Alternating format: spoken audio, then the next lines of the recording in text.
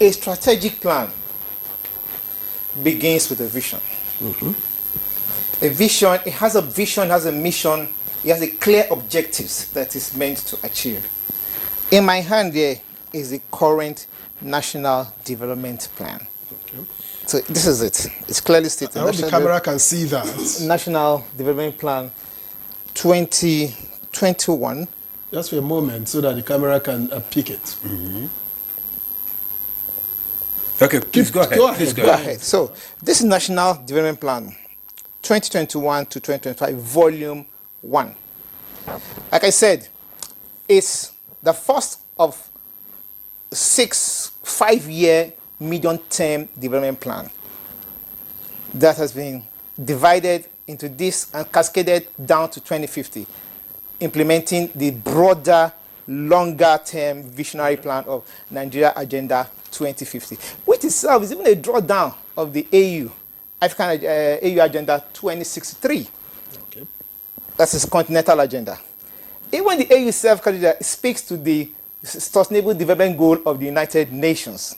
Just to show you that, like an inverted comma, inverted pyramid rather, you could see there is a worldwide global United Nations Sustainable Development Goal plan, which is global, international, which now comes to the continent called AU itself. I mean, AU Agenda 2063.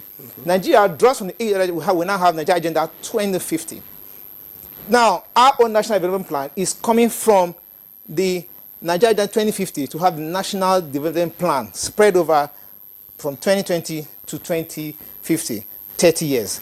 30 divided by 6 tranches is 5 years. So we have 5 packs of National Development Plans moving. Like my director of microanalysis earlier said, there was a plan called Economic and ERGP, yes, Economic Recovery and Growth Plan, which ran from 2017 to 2020. It was then the revision. Like any plan, you must have a plan to revise it. You revise, you review it, and you monitor and evaluate it from beginning to the end. In the revision, you now see where are setbacks, what challenges did you encounter in it. It was the revision of it that gave birth to the National Development Plan, as it were. Okay. And now we have the first tranche. Now, we have successfully executed it to where it is now. And the blueprint that the current administration is using to implement it is the We Need Hope agenda.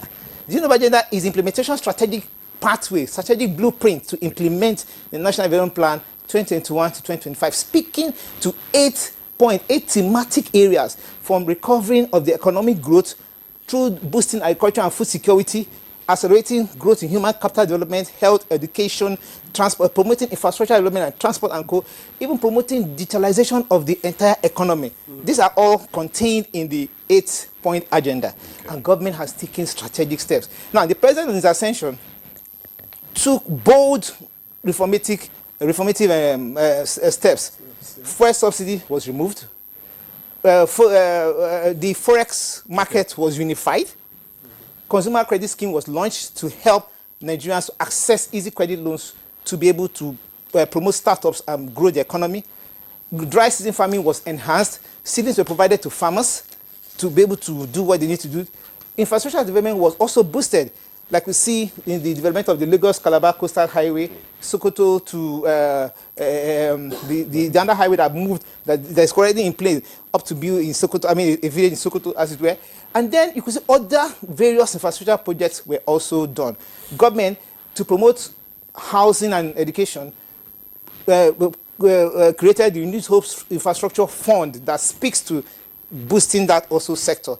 Then special intervention funds and projects were also created to help the government meet its needs. So government is already working out and implementing this particular plan, as it were.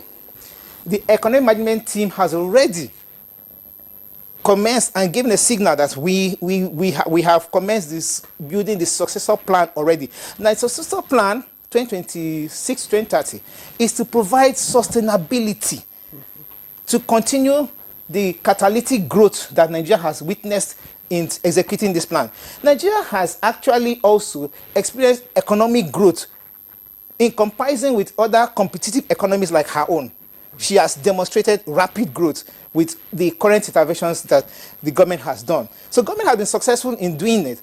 And that is why at this point, not to allow a vacuum to exist, because we are in early 2025, first quarter, now second quarter 2025. Not to allow a vacuum to exist, we need to bet the successor plan 2026-2030 that will be launched this year. It will replace this outgone plan after careful review and seeing all the areas. Now, in doing this, government has to now engage all stakeholders, organized private sector, federal ministry, department and agencies, even international partners, will all look at it.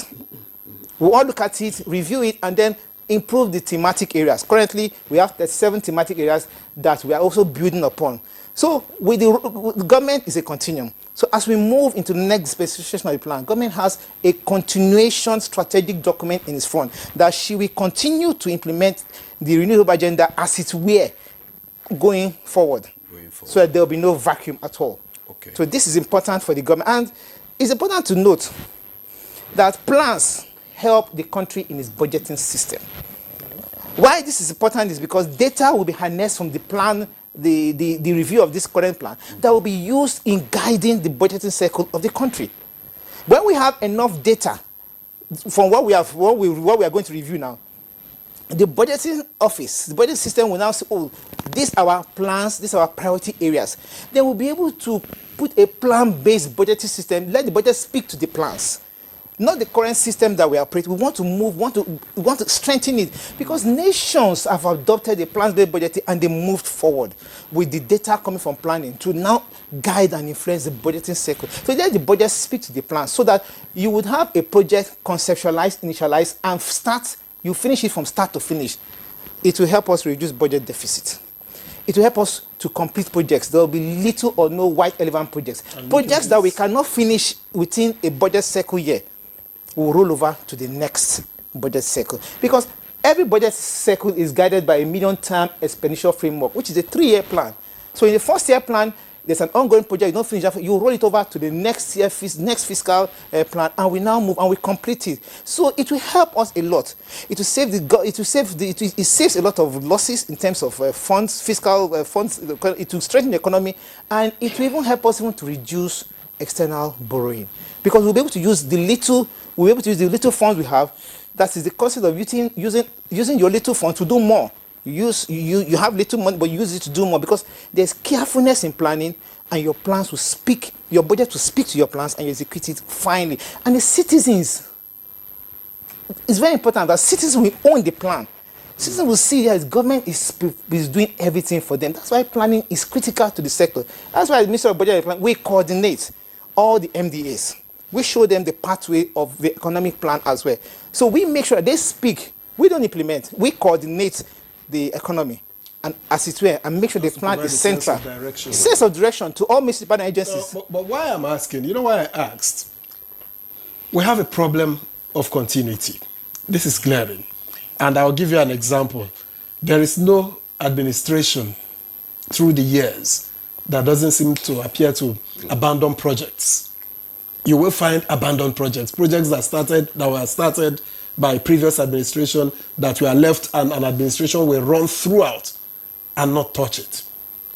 Is there anything binding in this new plan, this incoming plan, that will ensure that administrations must take up what has been started and finished, for instance? Yes, there is. That's why my colleague mentioned a legislative process, part of it. That legislative process means that we have not only created a plan, we have domesticated the plans within the country. Then we have also legislated the plan. Every plan should have an institutional framework. It should have a political framework. It should have a legal framework. So the legal framework ensures that government go, government come. Government is a continuum. The plans don't decimate. It doesn't disappear from the table. So wherever an implementation stops, next government ensures its continuity. It's a rolling stone. It's a rolling stone, like I said. The beneficiary are the citizens and the country. So a strategic plan is a driving document that helps every nation on earth to get to where it is. And every government and every governance process looks at the strategic objectives in its front. Nigeria is a federal structure with a 3-tier system of government, and currently with the local government autonomy granted. We have even projects can be executed at the local government level of governance under the supervision of the state government, where my federal government provides the omnibus supervision over all national projects and plans through the National Monitoring and Evaluation Department in the Federal Ministry of Budget and Economic Planning. So planning is central. The Federal Ministry of Budget and Economic Planning was formerly known as the National Planning Commission. Oh, the ministry. Yes. Was what was taken off from. That's why the National Planning Commission ceased to exist. The Federal Ministry of Budget and Economic Planning is a metamorphosis of the National Planning Commission. This is to give it the bureaucratic structure it needs to be able to function better. Because the Planning Commission is the one that provides the roadmap and the blueprint for the government is following and tells the whole global world that we have a direction. So even when foreign partners want to come to the country, they first of all go to planning. They ask us, what is your plan? So that they can we show them. They align. That's what I'm trying to say. They align with our plans, our priorities, and our projects, so that their initiative and intervention will speak to what we are. And they also speak to themselves, so that they don't duplicate such interventions. And we monitor to ensure that the omnibus oversight function that we have, that they are speaking to what, if they deviate, we call them to order. No, you're not doing exactly what you have to do. And I can dare say, sir, that, like I said, every nation on earth has achieved this. While we are a country unique, we are making rapid strides and progress, and we should continue to embrace planning as the structure of national land development. That is why you have a national development plan. Okay, thank you.